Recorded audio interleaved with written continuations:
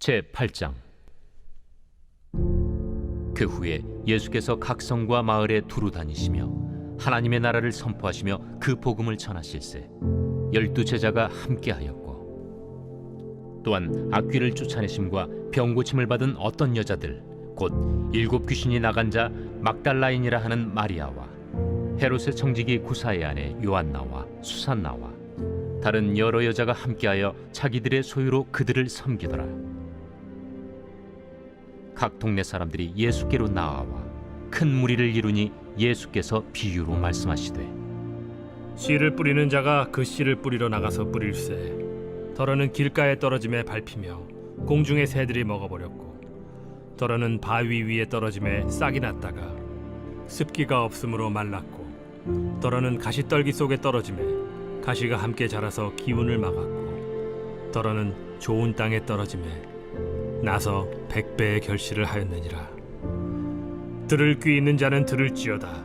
제자들이 이 비유의 뜻을 물으니 이르시되, 하나님 나라의 비밀을 아는 것이 너희에게는 허락되었으나 다른 사람에게는 비유로 하나니, 이는 그들로 보아도 보지 못하고 들어도 깨닫지 못하게 하려 함이라. 이 비유는 이러하니라.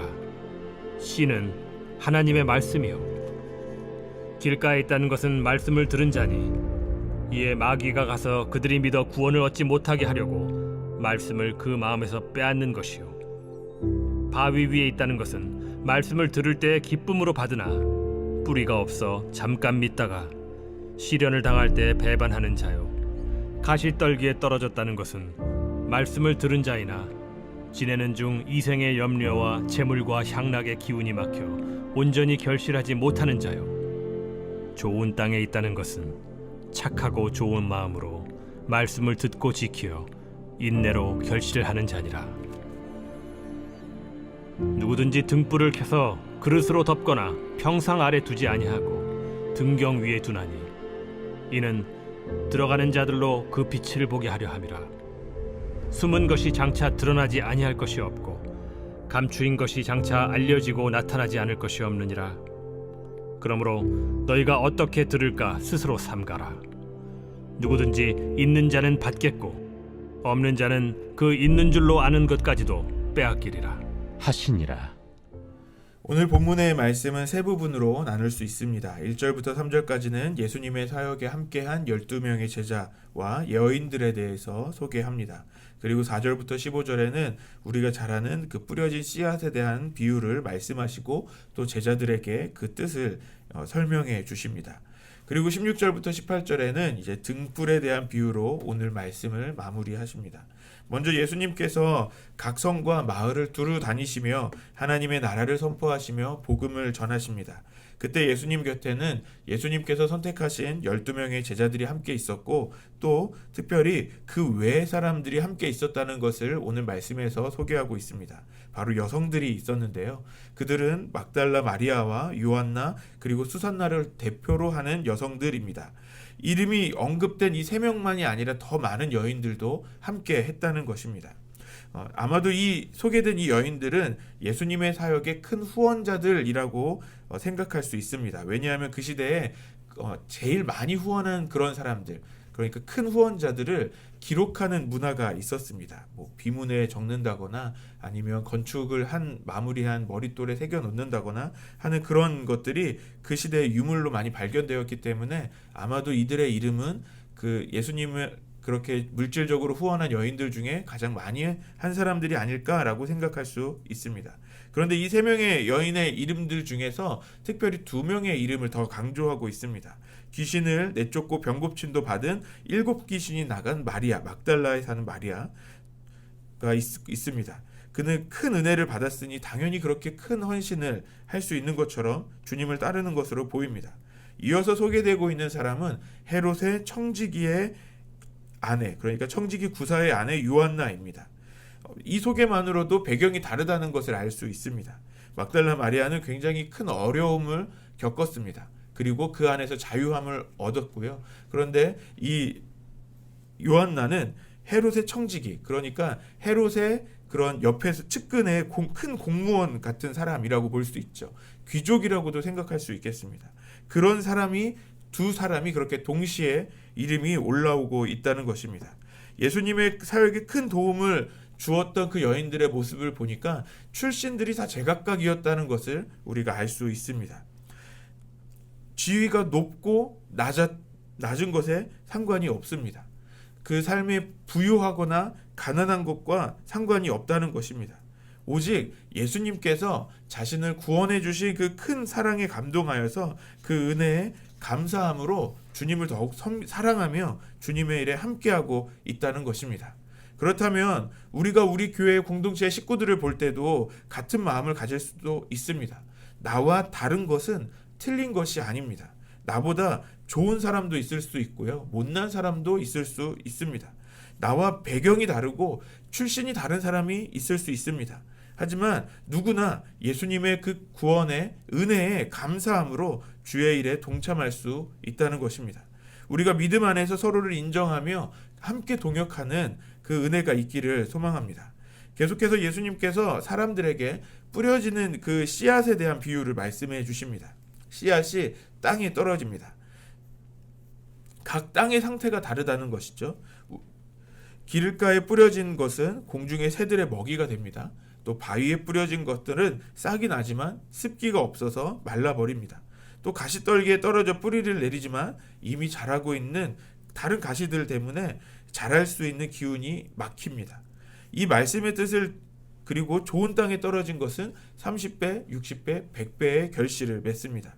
이 말씀의 뜻을 모두가 이해하지 못한 것처럼 보입니다. 왜냐하면 제자들이 예수님께 따로 질문합니다. 예수님, 이 뜻이 무엇입니까? 라고 물어보시죠. 예수님께서 대답하십니다. 우리 10절 말씀을 같이 보시겠습니다. 시작. 이르시되 하나님 나라의 비밀을 아는 것이 너희에게는 허락되었으나 다른 사람에게는 비유로 하나니 이는 그들로 보아도 보지 못하고 들어도 깨닫지 못하게 하려 함이라. 예수님께서 비유로 말씀하신 이유가 있다고 말씀하십니다. 이 하나님 나라의 비밀을 오직 지금 이 질문을 한 제자들에게만 허락된 것이라고 말씀하시는 것입니다. 그러면서 하시는 말씀이 다른 사람들에게는 보아도 보지 못하고 들어도 듣지 못하고 깨닫지 못하게 하신다고 말씀하십니다. 오늘날 우리도 주님의 역사를, 주님의 뜻을 우리가 보고도 알아보지 못하고 또 주의 말씀을 듣고도 깨닫지 못한다면 그것은 너무 슬픈 것 같습니다. 주님께서 선택하신 제자들에게 그 뜻을 알려주신 것처럼 오늘 우리에게도 그 주님의 뜻이, 주님의 역사가 무엇인지를 알게 되고 깨닫게 되는 은혜가 있기를 소망합니다. 예수님께서 설명해 주신 이 비유의 내용은 이 씨는 하나님의 말씀이라는 것입니다. 그리고 그 네 가지 땅의 상태는 말씀을 받아들이는 그 마음과 태도에 대한 것을 말씀하십니다. 길가는 말씀을 들었지만 믿어 구원에 이르지 못하게 하기 위해서 사단이 그 마음을 빼앗는 것이고요. 바위는 하나님의 말씀을 기쁘게 받아들이지만 뿌리 내리지 못하고 오히려 배반하는 것이라고 말씀하십니다. 가시떨기 속에 떨어진 것들은 이미 말씀을 받아들이지만 자신 안에 가지고 있는 그 염려와 또 재물과 향락들 이런 것으로 말씀이 더 깊게 뿌리 내리지 못하고 자라지 못한다는 것을 뜻한다고 말씀하십니다. 우리가 가져야 할 말씀을 받은 태도는 바로 좋은 땅과 같이 되는 것입니다. 15절 말씀 같이 읽겠습니다. 시작. 좋은 땅에 있다는 것은 착하고 좋은 마음으로 말씀을 듣고 지키어 인내로 결실하는 자니라. 우리가 좋은 땅과 같은 그 마음의 태도가 있어야 합니다. 착하고 좋은 마음이어야 합니다. 그런데 이 말씀을 좀 보니까 착하고 좋은 마음을 가진 자의 태도가 어떤 것인지를 예수님께서 더 소개해 주시는데요. 그것은 말씀을 듣고 지키어서 인내로 결실하는 자라고 설명하십니다. 그러니까 좋은 땅의 마음, 그 태도를 가진 사람은 말씀을 듣기만 하는 것이 아니고요. 그 말씀을 지키는 사람이고 또 인내하면서 결국에는 결실하는 사람이라고 말씀하십니다. 우리가 좋은 땅으로 살아갈 수 있다는 것입니다. 그 말씀이 우리에게 전달되면 자연스럽게 뿌리 내리기를 그렇게 바라는 것이 아닙니다. 들은 그 말씀이 뿌리 내리도록 우리가 그 말씀을 지키면서 그 말씀대로 살아야 하는 것입니다. 그것이 쉬운 삶의 모습은 아닙니다. 어렵습니다. 하지만 그것이 이루어지도록 인내하며 끝까지, 그러니까 그 열매를 맺을 때까지 살아가는 것입니다. 우리가 좋은 땅으로 살고자 할 때 살 수 있다는 것을 오늘 주님께서 말씀해 주십니다. 이어서 16절부터 18절에 등불에 대한 비유를 시작하십니다. 16절 말씀을 같이 읽겠습니다. 시작. 누구든지 등불을 켜서 그릇으로 덮거나 평상 아래에 두지 아니하고 등경 위에 두나니 이는 들어가는 자들로 그 빛을 보게 하려 함이라. 너무 당연한 말씀을 하십니다. 등불은 위에 두어야 합니다. 그래야 빛이기 때문에 그렇습니다. 등경 위에 두어야 그 빛을 볼 수 있습니다. 그릇으로 덮거나 평상 아래에 두면 볼 수 없습니다. 하나님의 말씀이 이 등불과 같이 비춰져야 한다라는 것을 말씀하십니다. 모두가 볼 수 있도록 해야 합니다. 왜냐하면 17절에 하나님의 말씀을 숨길 수가 없기 때문에 그렇습니다. 또 이것은 다르게 하나님의 말씀대로 사는 우리의 모습, 삶의 모습으로 이해할 수도 있습니다.